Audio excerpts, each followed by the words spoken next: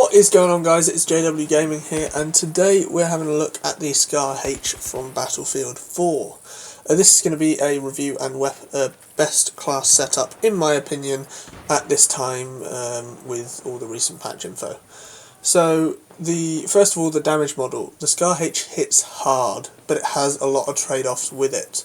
It has the same damage model as the likes of the Bulldog, with 33 max damage and 21.6 minimum damage, which is finally reached at 58 to 60 meters, which you really shouldn't be reaching out that far because the recoil is pretty high with this gun, unfortunately. You have to have trade-offs in this game to make it balanced, so the trade-offs for having a massively high damage is pretty high recoil, low rate of fire, and only a 20 round magazine, so you really do have to be accurate. The bullet velocity, or muzzle velocity, sorry, is 500 meters per second, which is fairly slow. So although you might be looking to use this for longer ranges, you will have to be careful that you don't use it for super long range, because otherwise you will be caught out and missing a lot of shots, and especially with that small magazine, it's not going to work for you. Reload time, short reload is 1.9 seconds, and long reload is 2.4 seconds, which is pretty quick. It gets up there, it's almost as quick as the likes of the AK-5C, but not quite, which is obviously good for a small magazine. Recoil is massive, it's 0.5 up and 0.225 either way, left and right, so the weapon is going to bounce up a lot.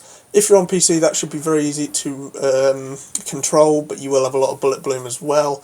So tap firing is probably recommended, although single shot probably less so, unless you've got it set to single fire, because the first shot recoil is pretty high as well. First shot multiplier is 1.75, so of course you are going to be getting that extra recoil on your first shot. So it really depends on your playstyle whether you go for burst fire, tap fire, or you just fully automatic. The Hipfire is, as with all assault rifles, not brilliant, but it is workable. As you can see a couple of times in this video, I do have to Hipfire in very, very close quarter situations, just when you really barrel stuff in somebody, so when you really have no other choice, but other than that I wouldn't really recommend it. In terms of the best class with this, because of the recoil, you've got to look at a muzzle brake or a compensator. It really depends on what your recoil management is like. If you can compensate for vertical recoil only, I recommend a compensator, because then that will help control your side-to-side recoil, just make it slightly easier for you, so you only really have to focus on vertical recoil, so then the weapon isn't bouncing around a lot more. In terms of optics, it's really up to you and your playstyle, to be honest. This can cater for a higher optic, so a 3.4 to 4 times scope, but I personally recommend a 1 times optic, so I'm using a reflex sight here. Holographic sight works, or Cobra sight, or something like that. It's really personal preference with the 1 times scopes, but that is what I recommend, especially in the close quarter situations that I'm using it in this video. Even with the slow rate of fire of 620 RPM, which is very slow for an assault rifle, you can see that I am in the close quarter situations in team deathmatch and still managing to hold my own. So it's definitely not unusable.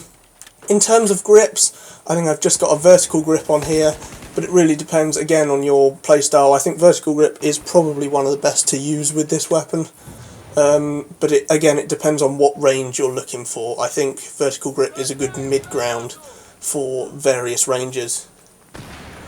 And it's really recommended for this that you don't use it at extreme range. As I said, it is a very hard hitter, so it really means that you do have to be accurate, as you saw there. With the problem with the slow bullet velocity is that moving targets will be difficult to hit, and you will have to lead your targets a little bit as well. So we're wrapping up to the end of the video, guys. If you liked it, give it a thumbs up. If you didn't, a thumbs down. If you've got any way that you want me to improve, please leave a comment below, and any videos you want me to do as well, or anything you want me to cover, please leave it down below, and I'll see you in the next one.